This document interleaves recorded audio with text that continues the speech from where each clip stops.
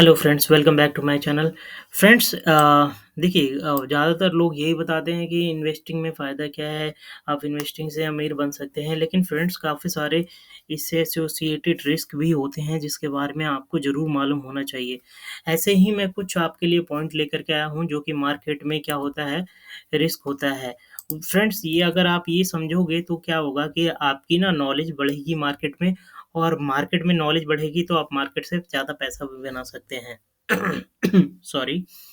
So friends, एक major जो risk होता है वो क्या होता है, मार्केट रिस्क होती है। मार्केट रिस्क किसको कहते हैं friends? The risk of losses due to fluctuation in the market और इकोनॉमी एज ए होल। क्या होता है कि कभी-कभी ना आप डायरेक्ट देखोगे कि मार्केट में बिल्कुल गिरावट आ गई है, काफ़ी ज़्यादा लोग हैं जो इसमें डे बाय डे मार्केट नीचे डाउन होते जा रही है। तो इसके काफ़ी सारे रीज़न हो जाते हैं, काफ़ी सारे एक्सटर्नल हो जाते हैं, इंटरनल होती हैं, और हमें बाद में ही मालूम चलता है। तो ये एक सबसे बड़ा रिस्क है कि मार्केट में अगर हो तो ये एक रिस्क है कि मार्केट में कभी भी ये है डाउन मूवमेंट आ सकती है। लेकिन फ्रेंड्स, इसे टैकल करने के लिए भी बहुत सारे तरीके होते हैं जो कि आपको पता होना चाहिए, एंड इवन ये एक इसको आप बेनिफिट में भी यूज़ कर सकते हो। फ्रेंड्स, लेकिन आज मैं जो बात कर रहा हूँ, आज सिर्फ़ रिस्क के बारे में बात कर रहा हूँ, तो उसकी जो बेनिफिट है, उसको टैकलिंग कैसे करनी है, हम अगली वाली वीडियो में बात करेंगे। क्रेडिट रिस्क क्या होता है फ्रेंड्स, समझिए। देखिए, the risk of losses due to borrower inability to repay the loan और इंटरेस्ट पेमेंट। जितने भी फाइनेंशियल बैंक्स हैं, वो किस पे चल रहा है फ्रेंड्स? वो चल रहा है, आपका लोन दे रही है, ठीक है? जितने भी बैंक है, लोन दे रही है, लोन से पैसा कमा रही है, मेजर इनकम उनका वही है। अगर जब कोई बड़ा बोरोवर आप देखते हो कि इंडिया में कई सारे ऐसे बड़े बोरोवर हैं, मैं नाम नहीं लेना चाहता, उन्होंने अगर लोन लिया और कंपनियों ने मेजर लोन उठाते हैं, और वो लोन उठाने के बाद अगर वो भर नहीं पाते तो क्या होती है कि पूरी की पूरी आपकी जो बैंक है वो बंद हो जाती है। अगर फाइनेंशियल आप समझ लीजिए कि अगर बैंक बंद हो रहा है तो इसका इम्पैक्ट ओवरऑल मार्केट पे पड़ेगा। क्योंकि फ्रेंड्स, बैंक क्या है, फंडिंग करता है जितने भी कंपनियों को रन करने के लिए। तो जब कंपनियों को पैसे की ज़रूरत होती है तो वो बैंक से लेती है। अगर आपको बैंक में दिक्कत आएगी तो ऑब्वियस डेफ़िनेटली आपको मार्केट में भी दिक्कत आएगा। ठीक है फ्रेंड्स? अभी अगर आपने सुना होगा तो अमेरिका में 2-3 बैंक्स हैं, फाइनेंशियल्स बैंक थे।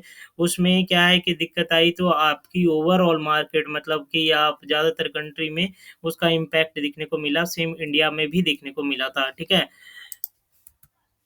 अब देखिए, इन्फ्लेशन रिस्क क्या होती है फ्रेंड्स? महँगाई इधर हो गई। अब the risk of erosion in value of money due to inflation. Inflation जब भी महँगाई होगी तो क्या होगी, आपके पैसे की वैल्यू कम हो जाएगी। पैसे की वैल्यू कैसे कम हो जाएगी? लेट्स से कि आपकी इनकम 1 लाख थी या 50,000 थी या इवन लेस, ठीक है? कई लोगों की बहुत लेस भी होती है, कम भी होती है। तो फ्रेंड्स, आप जितना कमा रहे थे, लेकिन आपकी जो परचेज़िंग पावर थी वो कम गई। आप जो कमा सकते हो, या फिर ऐसा समझिए कि आप जो मान लीजिए कि मार्केट में गए, आपको कुछ सामान खरीदना था, लेट्स फ्रिज खरीदनी थी, तो फ्रिज पहले आपको मिल रहा था 30,000 का, आज की डेट में फ्रेंड्स वही आपके 32,000 हो गया, 33,000 हो गया। बट वो है जो एक इन्फ्लेशन है, महँगाई हो जाती है। महँगाई एक ऐसी रिस्क है जिसके कारण आपकी वैल्यू है वो मनी की है, परचेजिंग पावर है वो कमती है। तो अगर आप मार्केट में हो तो ये सारे रिस्क होती हैं, आपकी इन्वेस्टिंग की ये सारी रिस्क होती हैं। इंटरेस्ट रेट रिस्क क्या होता है? The risk of changes in interest rate can impact the value of investment. Interest rates risk क्या होता है फ्रेंड्स? देखिए, मार्केट में ना जब इन्फ्लेशन आती है, महँगाई आती है, तो हमारी जो गवर्नमेंट है उसको कंट्रोल करने के लिए क्या करती है, वो करती है कि वो जो सेविंग पे, एफडी पे, जितने भी इस पे ना इंटरेस्ट रेट हाई देने लगती है गवर्नमेंट। अगर इंटरेस्ट रेट हाई देने लगती है तो सभी लोग अपना पैसा मोटा स्टॉक मार्केट से उठा करके अपना क्या है, इनमें रखना प्रेफ़र करते हैं, क्योंकि इनको सेफ तरीके से मिल जा रहा है, तो वो रिस्की में इंस्ट्रूमेंट में क्यों पैसे लगाएँगे, ठीक है? तो ये एक बहुत बड़ा रीज़न होता है। एंड और क्या हो सकता है फ्रेंड्स, और देखिए और समझिए, लिक्विडिटी रिस्क होती है the risk of not being able to sell investment quickly और एट फेयर प्राइस। कभी-कभी ऐसा होगा जब मार्केट में ना बहुत ज़्यादा डाउन चल रहा होगा, डे बाय डे डाउन चल रहा होगा, तो उस समय निकलने का भी मौका आपको आसानी से नहीं मिलता है।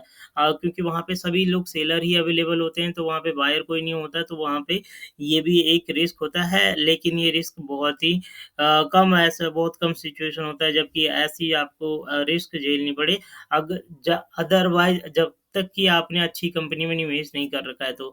अगर आपने कुछ ऐसी कंपनी में निवेश कर रखी है जहाँ पे लोग खेल रहे हैं, प्ले कर रहे हैं स्टॉक के साथ, देन फिर वहाँ पे रिस्क इसका बहुत ज़्यादा ही हो जाता है। एंड सबसे इम्पोर्टेंट फ्रेंड्स क्या है, it is important to know that there are always risk involved with investing, and stock can also experience downward movement due to variety of factor. It is crucial for investor to conduct thorough research and carefully evaluate a stock potential before making any investment decision. Simple शब्दों में मैं ये बताऊं कि friends, जब भी आप stock market में होते हो, तो कई सारे रिस्क उसके साथ एसोसिएटेड होते हैं, जो कि आपको माइंड में लेके चलना पड़ता है।